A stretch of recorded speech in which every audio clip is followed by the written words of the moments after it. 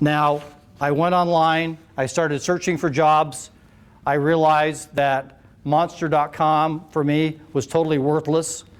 I'd send out resumes that I thought were good, solid resumes, and get nothing. I got nothing in response. Zero response, zero phone calls. I thought the phones would light up, and they didn't. So I had hit my Great Depression. I was unemployed. I had tried every treatment that psychiatry had to offer. I'd been out of the workforce. My skills had atrophied. I wasn't up to date. I needed to rely on people like Dave Murray for PowerPoint skills, things like that. And that was my rock bottom.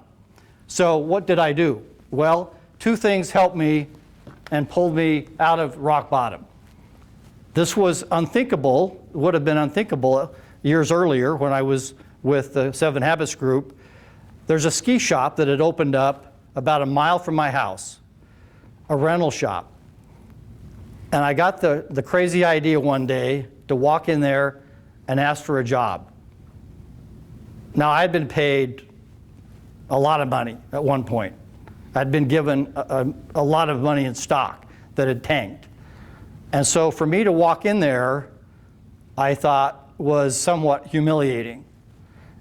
But I drove my car towards the ski shop, got close to the ski shop, and turned around and said to myself, you know what? I can't do it. I'll just call the owner. I knew the owner when I was a big shot at Covey, and he was the head of the ski school at Sundance. I'll just call him up. I'll just call him. That'll be easier. And then I had a little talk with myself, and I said, Brad, you know you'll have a much better chance of getting that job if you turn your car around, okay? And walk in there and ask him for a job. So let me tell you what enabled me to do that. There's a strategy called radical acceptance.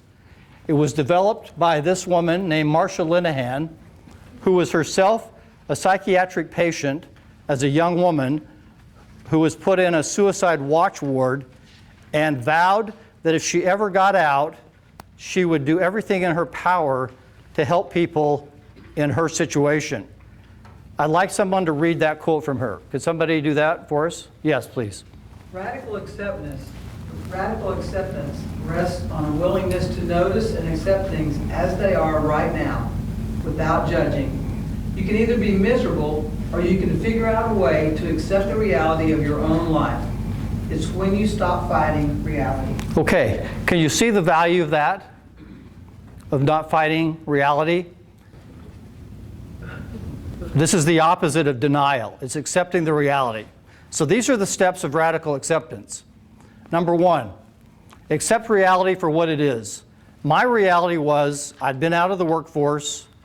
Sending resumes out to cyberspace wasn't working for me, and I desperately needed a job. That was my reality that I accepted. Number two, accept that the reality you're facing has a cause, that the world is not out to get you. It's the opposite of saying, why me? Well, there was a cause why I was unemployed. I'd quit a job. I'd been out of the workforce. My skills weren't up to date.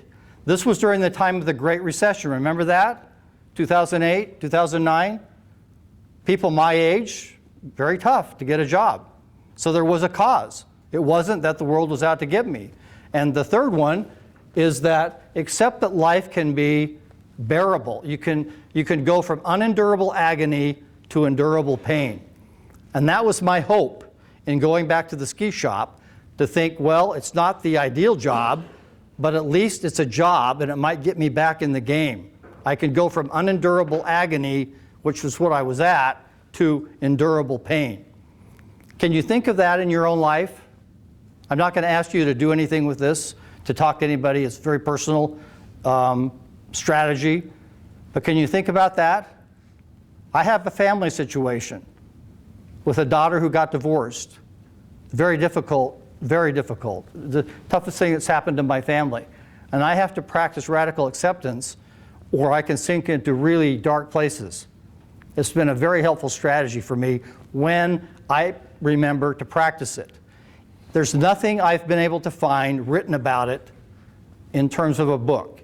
If you want to learn about it, you can go online, type in radical acceptance, and then you'll see a transcript from a speech that she gave, and you can read the details of her speech. You can also go to YouTube and watch videos of her talking about radical acceptance. So that's one of the strategies that helped me turn my car around and walk back into that ski shop, which was not an easy thing to do.